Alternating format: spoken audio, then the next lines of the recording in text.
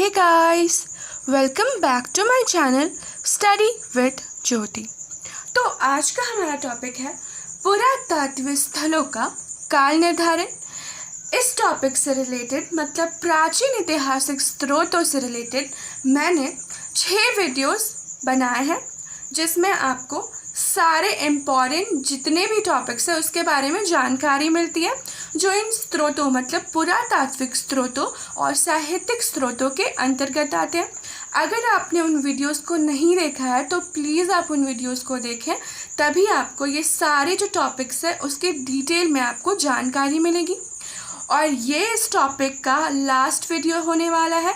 इसके बाद में इन्हीं टॉपिक से रिलेटेड जितने भी इम्पॉर्टेंट क्वेश्चंस हैं या फिर प्रीवियस ईयर क्वेश्चंस हैं उसके बारे में आपको वीडियोस बना कर दूंगी जो आपके लिए बहुत ही हेल्पफुल रहने वाला है। अगर आपने मेरे वीडियोस नहीं देखे हैं तो प्लीज़ उसे अच्छे से फॉलो करें, और अगर आपको पसंद आए तो please like share and subscribe करना बिल्कुल मत भूलिएगा। चलिए आपका टाइम वेस्ट नहीं करती हूँ, चलिए स्टार्ट करते हैं आज का टॉपिक। पुरातात्विक स्थलों का काल निर्धारण वैज्ञानिक तकनीक से किया जाता है। अब ये जो स्थलों का हम काल निर्धारण करते हैं पुरातात्विक स्थलों का, तो वो वैज्ञानिक तकनीक से किया जाता है। अतीत के मानव समुदाय की जीवन पद्धति के बारे में सूचना एकत्र करने के लिए पुरातात्विक अनेक प्रकार की वैज्ञानिकों की तकनीकों का उपयोग करते हैं। अब जितने भी हमारे पुरातात्विक हैं वो बहुत सारे वैज्ञानिक के जो तकनीक है उनका उपयोग करके वो मानव समुदाय की जीवन पद्धति के बारे में सूचना एकत्र करते हैं। विशेषकर पुरातात्विक सामग्रियों के तिथि निर्धारण के लिए इनका उपयोग किया जाता है। अब इनका उपयोग सबसे ज़्यादा किसके लिए किया जाता है? तो तिथि निर्धारण के लिए इनका उपयोग किया जाता है। अधिकांश तिथि निर्धारण की विधियाँ रेडियोधर्मी विघटन के सिद्धांत पर आधारित है। अब जितनी भी तिथि निर्धारण की विधियाँ हैं वो किससे आधारित है? रेडियोधर्मी विघटन के सिद्धांत पर आधारित है। कार्बन 14 तिथि निर्धारण की विधि इनमें सबसे लोकप्रिय तथा त्रुटिहीन मानी जाती है। अब ये जो कार्बन 14 विधि है, जो तिथि निर्धारण की विधि है, ये सबसे ज़्यादा लोकप्रिय है और इसी का उपयोग सबसे ज़्यादा किया जाता है। इसके अतिरिक्त ऊष्मादीप्ति विधि, थर्मोल्यूमिनेसेंस, पोटेशियम आगन विधि, इलेक्ट्रॉन घूर्णन अनुवाद, यूरेनियम श्रृंखला विधि तथा विखंड अनुक्रम विधि का भी प्रयोग होता है। पुरातात्विक सामग्रियों के विश्लेषण के लिए प्रयुक्त माप पद्धति और वैज्ञानिक अनुप्रयोगों को पुरातात्वमति या आर्कियोमेट्री की संज्ञा दी गई है। अब जितने भी पुरातात्विक सामग्रियां हैं उनका जो विश्लेषण होता है माप पद्धति और वैज्ञानिक अनुप्रयोगों को के साथ में जो पुरातात्विक हमारे करते हैं तो उसे क्या संज्ञा दी गई है? आर्कियोमेट्री की संज्ञा दी गई है। मृत भांड, मिट्टी के बर्तन या फिर मिट्टी के जो भी धातु होते हैं सामान तथा धातु की वस्तुओं के रासायनिक विश्लेषण से यह पता लगाया जाता है कि इनका निर्माण किस प्रकार किया गया है। अब ये जो धातु है, वस्तुएं हैं, उसका रासायनिक विश्लेषण किया जाता है और इससे क्या पता लगाया जाता है कि इनका निर्माण किस प्रकार किया गया था। धात्विक उपस्करों तथा उनके अयस्कों के बीच किए गए तुलनात्मक अध्ययन से यह अनुमान लगाया गया कि इनके अयस्क का स्रोत क्या था। अब इनका स्रोत क्या थे, कहाँ से ये आए, उसके बारे में भी अनुमान लगाया जाता है। किसी स्थान की मिट्टी के रासायनिक विश्लेषण से उस स्थान पर संभावित मानवीय उपस्थिति का पता लगाया जा सकता है।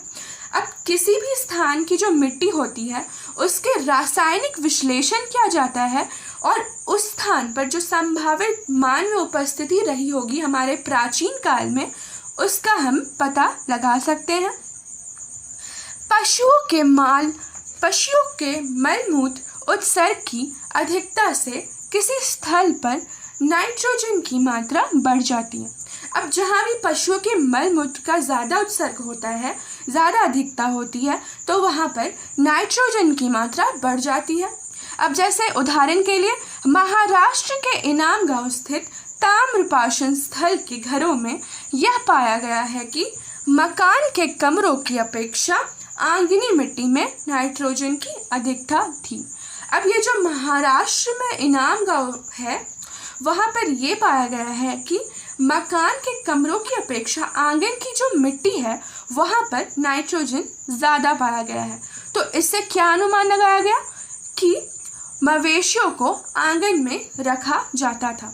तो इससे ये अनुमान लगाया गया कि जो उस काल के मवेशी थे वो लोग मवेशियों को बाहर आंगन में रखते थे, तभी तो उनकी वहाँ जो मिट्टी थी उसमें नाइट्रोजन की मात्रा अधिक पाई गई थी।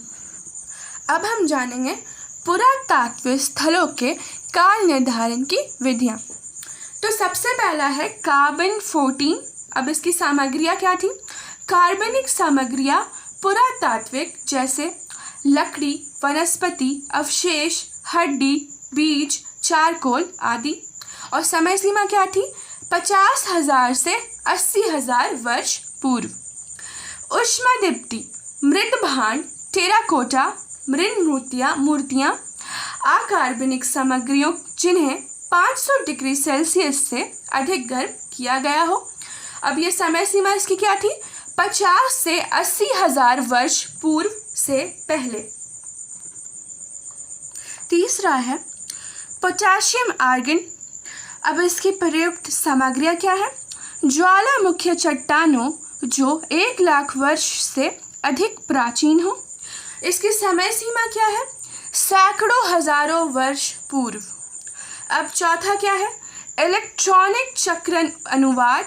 अब इसकी प्रयुक्त सामग्रियाँ हैं हड्डी, शंख, और इसका काल मतलब समय सीमा है सैकड़ों हजार वर्ष पूर्व। यूरेनियम श्रृंखला, इसकी सामग्रियाँ है कैल्शियम कार्बोनेट युक्त चट्टानें, और इसकी समय सीमा है 50,000 से 5 लाख वर्ष पूर्व। उपघटन मतलब फिशन ट्रैक, इसकी सामग्रियाँ क्या है? कुछ अन्य प्रकार की चट्टानें और खनिज, कांच, अभ्रक इत्यादि। इसकी समय सीमा क्या है? 3 लाख से करोड़ों वर्ष पूर्व। फिर आता है पुरातात्विक चुंबक मापक। अब इसकी सामग्रियाँ क्या है? चुंबकीय अवशेष, लावा, 650 डिग्री सेल्सियस से 700 डिग्री सेल्सियस तक तपी मिट्टी। इसका समय सीमा है पुरातन ढेरों वर्टीलों के लिए हजारों लाखों वर्ष पूर्व। अमीनो अम्ल विश्लेषण, इससे क्या प्रयुक्त सामग्रियां हैं? हड्डी। अब इसकी काल सीमा मतलब समय सीमा क्या है? 1 लाख वर्ष अथवा उससे कम। फिर आता है हमारा वृक्ष वलय काल निर्धारण। तो इसकी सामग्रियां क्या है? उष्ण कटिबंधीय जलवायु के बाहर स्थित वनस्पति मतलब लकड़ी, 8,000 वर्ष या उससे कम उसका समय सीमा है। फिर आ जाता है इंफ्रारेड प्रेरित दीप्ति। अब इसके क्या सामग्रियां हैं? निचले स्तरों के अवशेष जिनके ऊपरी अवशेषों पर तलहट के स्तर पड़े हैं। इसकी काल सीमा मतलब समय सीमा क्या है? इस विधि का विकास प्रक्रियाहीन है। 70,000 वर्ष पुरानी सामग्रियों के लिए उपयुक्त, इससे कार्बन 14 से अधिक सटीक माना जाता है। मतलब इंफ्रारेड प्रेरित दीप्ति को कार्बन 14 जो विधि थी सबसे जो हम बहुत ही त्रुटिपूर्ण थी और लोकप्रिय विधि थी, जैसा मैंने आपको बताया, तो उससे अधिक सटीक किसे माना जाता है? इंफ्रारेड प्रेरित दीप्ति को। अब हम जानेंगे पुरातात्विक सामग्री का महत्व क्या होता है। तो प्रथम है भारतीय ग्रंथों का रचना काल स्पष्ट ज्ञात नहीं है। अब जो हमारे भारतीय ग्रंथों के बारे में मैंने आपको पिछले वीडियोस में बताया है, तो उसका काल स्पष्ट ज्ञात नहीं है, इसलिए उनसे किसी काल विशेष की जो सामाजिक एवं आर्थिक स्थिति है उसका हमको ज्ञान नहीं होता है। द्वितीय क्या है? साहित्यिक साधनों में लेखक का दृष्टिकोण भी बहुधा सही चित्र प्रस्तुत करने में बाधक हो जाता है। अब उदाहरण हम ले सकते हैं, चीनी यात्रियों ने भारतीय समाज का वर्णन केवल बौद्ध दृष्टिकोण से ही किया, इसलिए उनके वर्णन पूर्ण रूप से ठीक नहीं है। अब जैसे मैंने विदेशी विवरण में आपको चीनी यात्रियों के बारे में बताया अपने पिछले वीडियो में, तो भारतीय समाज का वो जो वर्णन उन्होंने किया था चीनी यात्रियों ने, उसे पूर्ण विश्वसनीय नहीं मान सकते। क्यों? क्योंकि उन्होंने बौद्ध दृष्टिकोण से ही उसका विवरण किया था, इसलिए वो पूर्ण रूप से ठीक नहीं है। अब तृतीय आ जाता है, ग्रंथों की प्रतिलिपि करने वालों ने अपनी इच्छा अनुसार अनेक प्राचीन प्रकरणों को छोड़ दिया और नए प्रकरण जोड़ दिए। पुरातात्विक सामग्री में इस प्रकार के परिवर्तन करने की बहुत कम संभावना होती है।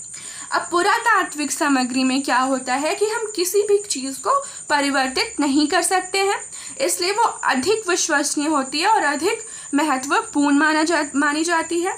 अगर हम कंपेयर करते हैं पुरातात्विक स्रोतों को और साहित्यिक स्रोतों को, तो ये माना गया है कि साहित्यिक स्रोतों से पुरातात्विक स्रोत अधिक महत्वपूर्ण है और विश्वसनीय है।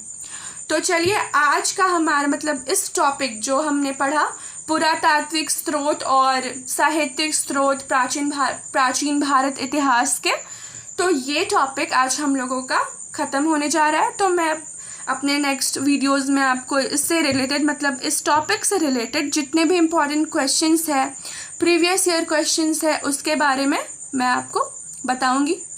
तो प्लीज़ अगर आपको मेरा ये एफर्ट्स ये सब कुछ अच्छा लग रहा है, तो प्लीज़ मैं रिक्वेस्ट कर रही हूँ, मेरे चैनल को सब्सक्राइब करिए, शेयर करिए एंड लाइक ज़रूर करिए। Thank you so much.